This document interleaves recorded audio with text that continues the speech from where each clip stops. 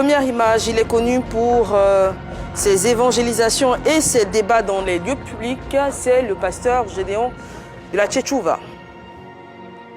Alors, je dois me prononcer? Oui, qu'est-ce qu'il t'inspire? Est-ce que tu le connais? Ben, premièrement, il ne m'inspire rien.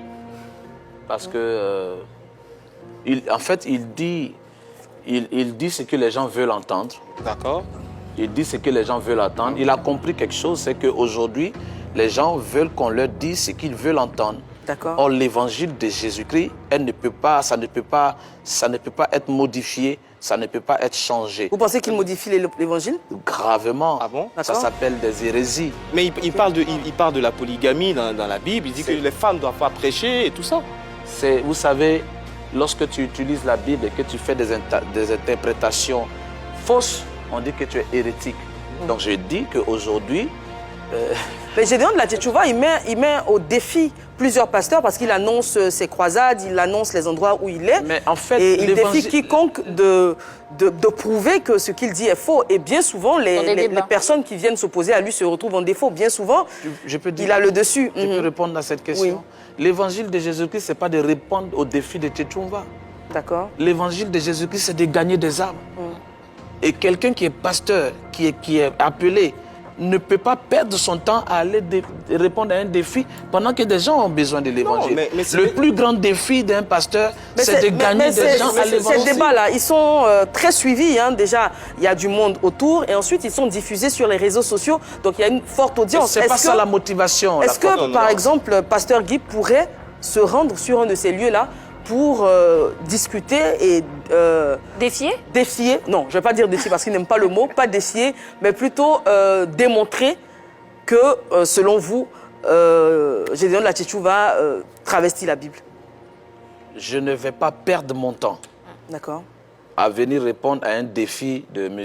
Gédéon de la Tchétchouva. En fait, Gédéon, il fait ça. Gédéon, je préfère une perte de temps. Prendre cette énergie-là. Mon ami, je suis un homme de Dieu très objectif. Je dépense mon énergie. Qu'il égare des personnes. Ça serait une occasion aussi de rectifier pour éclairer toutes ces personnes qui l'égarent, si vous avez la vérité. Si vous avez la vérité avec lui et qu'il... Si vous voulez, par exemple, faites un plateau, par exemple, faites un plateau. Ben, moi, je dis que, moi, personnellement, je ne vais pas gaspiller mon énergie à dire non, toi tu dis ça, toi... Non, je vais prendre ma Bible, aller parler aux gens pour qu'ils se convertissent.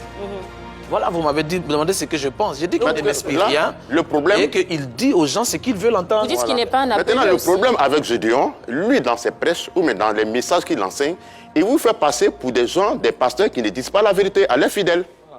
C'est ça le problème, oui, oui. D'accord, ça ne tient qu'à lui. Sinon, sinon, nos fidèles sont là. Sinon, c'est ce que nous on retient quand... Mais aussi, tous ceux qui l'écoutent ont besoin aussi de la vérité. Hein. Ceux qui l'écoutent ont besoin de la vérité aussi. Mais qu'ils lisent la Bible. Vous savez, Image suivante. Voilà. Ils n'ont qu'à lire la Bible. Il ne faut pas être pendu seulement à la lèvre de ce que les gens disent. Lis toi-même pour te cultiver. La deuxième image, c'est celle du révérend Camille Makosso. Oui. La question est la même. Ah, la même. Réaction? Makosso Camille, je sais que c'est un pasteur. D'accord. Voilà. Il est pasteur. Il a commencé pasteur. Mais je vais dire, il s'est laissé emporter par la mouvance des réseaux sociaux. Et c'est là-dessus qu'il surfe. Il sait ce qu'il gagne là-dedans. Mais aujourd'hui, je sais que de ses racines et de ses fondements, c'est un pasteur. D'accord. Ah, parce que quand vous avez dit qu'il a commencé pasteur, je l'ai posé la question, est-ce que selon vous, il l'est toujours? Makosso, vous savez, on ne peut pas être pasteur aujourd'hui et puis ne plus être pasteur quand on a reçu la vraie semence. Donc Makosso aujourd'hui, il est pasteur, il a commencé pasteur, il a fait ses programmes dans 10 ans, 20 ans en arrière. Mais aujourd'hui, je vois quelqu'un qui s'est laissé emporter par la mouvance des réseaux sociaux. C'est ce que la Bible dit. Je vais reformuler la question. Soyez transformé par le renouvellement de l'esprit. Donc, il peut y avoir encore d'autres mouvances. Mais est-ce que ça va encore transporter des gens? Pasteur Guy, la Bible doit nous ramener à rester pieds sur terre. Pasteur Guy, est-ce qu'il fait l'œuvre de Dieu? Est-ce qu'il accomplit correctement selon vous? Ça ne c'est pas de mon ressort à moi de dire s'il accomplit correctement ou pas. Mais je dis que Makosso, pasteur d'origine, oui, ça, on l'a compris. début, s'est laissé conduire par la mouvance des réseaux Bon, aujourd'hui, sociaux vous en mettant refusez, la bouche un vous peu refusez de le partout. juger aujourd'hui. Bah oui, C'est ça, aujourd'hui. moi. Vous refusez de le juger? Mais ce n'est pas mon devoir de le juger. Mais cette La dernière mouvance-là, fois c'est un que vous l'avez- défaut. La dernière fois que vous l'avez rencontré, c'était quand? La dernière fois? Ah, il y a longtemps, à Paris. Et à Paris, j'avais mon concert à Chose, dans une salle à Chose. Et lui, le lendemain, il avait son programme. Donc, il est venu sur les lieux. Mais il y a un peu longtemps quand même. D'accord. C'est à Paris, en tout cas. Dernière J'ai rencontré image. Son petit frère, ouais. Il nous a malheureusement quitté, Germain Kuiper. Mais...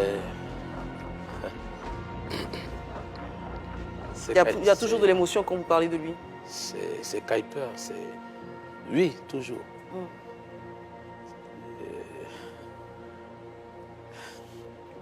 C'est difficile. C'est difficile. D'accord. On comprend votre émotion, on va la respecter.